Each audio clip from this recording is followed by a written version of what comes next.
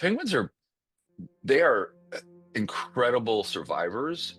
The country realized this is a bird that's really important, not only to the ecosystem, but people have a love affair with them.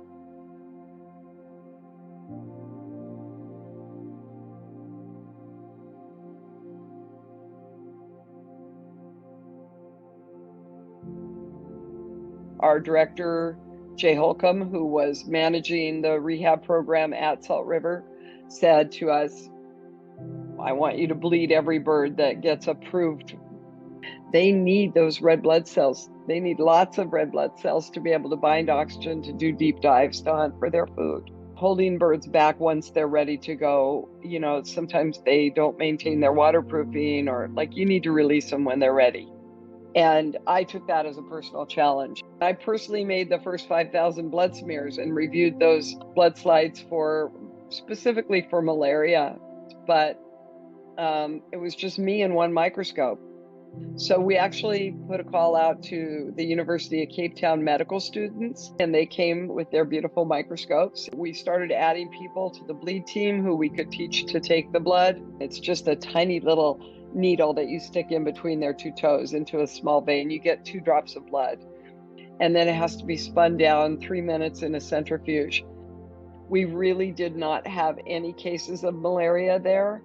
One of the reasons I believe firmly that we didn't have any malarial cases is because we had supervisors whose job it was to just walk the 7 acres outside and the 6 acres inside to make sure we had no standing water anywhere.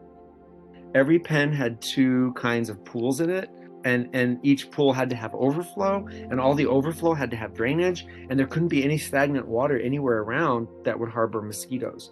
So having no standing water anywhere meant that we didn't have any larvae and we didn't have any malaria. They would line all the boxes up, each box holding 3 adult penguins. They'd tip the boxes open at the same time, and so all the penguins would go. And that's a fairly easy swim. Sometimes within an hour or 2, those birds were back on their home island. And then we'd have days where we'd have, hundreds and hundreds of penguins being released. They put a big sign at the beach when the next release was, because the media was all over it. We knew the public wanted to come. We had released 1,000 birds one day, and this is after several releases of 500 a day. And then I thought, wait a minute. We're not having die-offs. We're not having malaria. We're not having Newcastles. And I went on the release, and it was like this huge weight lifted off of me, and I cried. I cried and cried and cried because I thought there was hope. Once they were approved for release, they got a pink spot. It didn't impact their waterproofing. That pink spot allowed biologists to know on the islands that those were newly released, rehabilitated animals. They saw birds sometimes within the first week of release back on their nest and back with their same mate, which is amazing. Like, how do they find one another? It is still the largest and also the most successful oiled wildlife response. Probably the most successful wildlife response of any kind in the world. We released 90.3% of those animals. To know that the work we do has greatly impacted particularly populations like this African penguin population is really huge. This is a bird that's very close to South Africans' hearts. If you ever look at pictures from boulders, is that people will be out sunbathing or using the ocean, and the birds will just come out of their burrows and kind of walk down through the beach and walk out and get into the water. African penguins really have had a hard time in South Africa over the years because of bycatch and oil spills and just environmental degradation that they really needed the help. Sandcob couldn't do it by itself. International Bird Rescue couldn't do it by itself. IFAW couldn't do it by itself. But this group really rose to the occasion and put our egos to the side just to say, hey, we're here to help the birds. We would not have had that success if it was not for the International Fund for Animal Welfare and Sarah Scar specifically.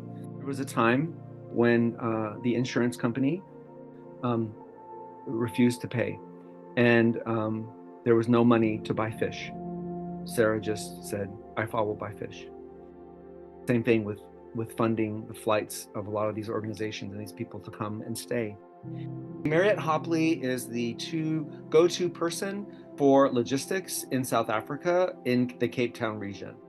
She's just like, oh, I'll get my people to handle it. Like, what people? And just show up with like 30 people and like 5 giant moving trucks full of sand that she just got somewhere off of some beach. From all the local businesses and the volunteers to all the responders, it was hugely successful, and deeply grateful for them. And of course, we made friends from people all over the world. Every spill is our opportunity to do this job better. Every time we respond, every animal we handle helps us do a better job for the next event, for the next response, or the next animal in hand.